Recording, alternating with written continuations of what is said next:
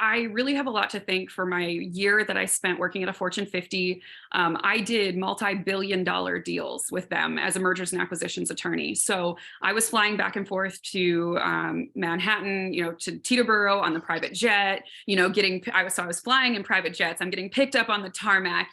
I was living that kind of life. Granted, as an attorney, that would get to see the finest conference rooms of Manhattan for 18 hours a day. But I was working with investment bankers who are all assholes, in my opinion. And so I got to be around that kind of person, that kind of cutthroat business person, take no prisoners. That's the environment I worked in.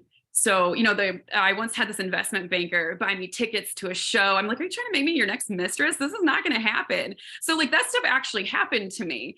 So after I quit working at the Fortune 50, actually it was before that.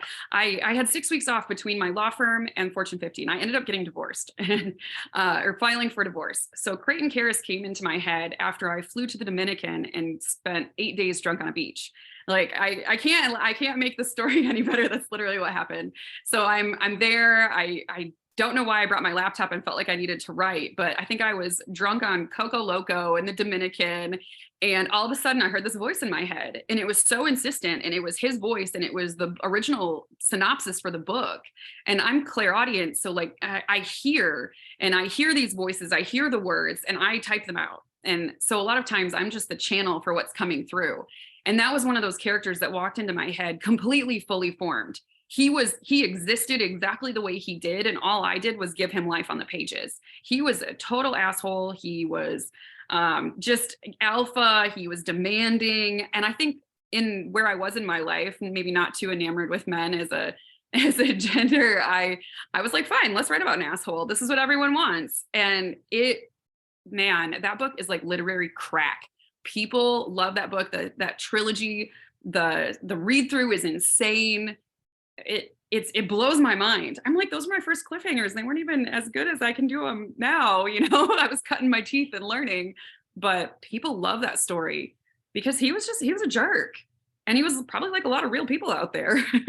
I let everything grow organically. I don't really force stuff that's going to happen. I just kind of hooked on it. The heroines for me drive the story though, even more than the heroes.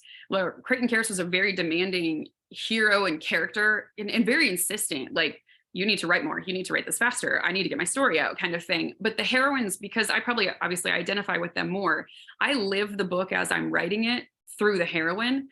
And then the heroes kind of just, in that case, he just did what he did. And I was like, God, you're an asshole. Like, why did you do that? But it worked. That was my first trilogy. That was a huge undertaking. When I first wrote my first trilogy and I knew Dirty Billionaire was going to be a trilogy, everyone had said it was shortly after the 50 Shades phenomenon, still within a couple years. And everyone told me they were sick of billionaires and they were sick of trilogies and I shouldn't do it. And I was like, well, I'm going to do it anyway. So it worked out great for me.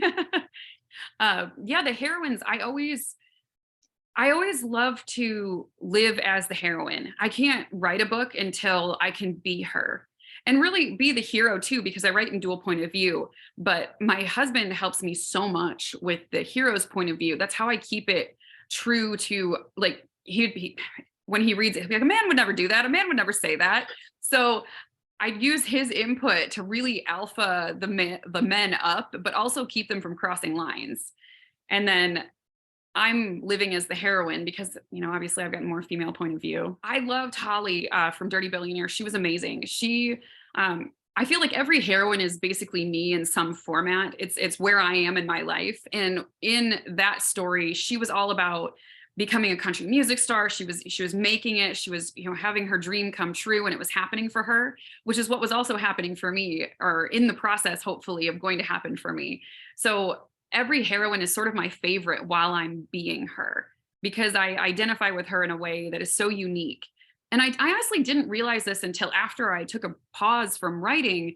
I went back and I looked at my books. I'm like, okay, that was what I wanted to do then. That's what I wanted to do then. And I can kind of follow my evolution as a person through the heroines of my novels. It's kind of funny, actually. That specific series was all pretty, by the name, you could tell it was pretty dirty. So that was one thing that continued through the whole thing. It was a pretty steamy, steamy. I never let my mom read some of those books, I'll be honest.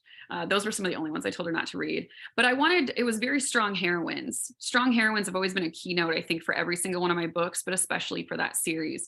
A lot of women who are going after what they want, aren't going to take no for an answer.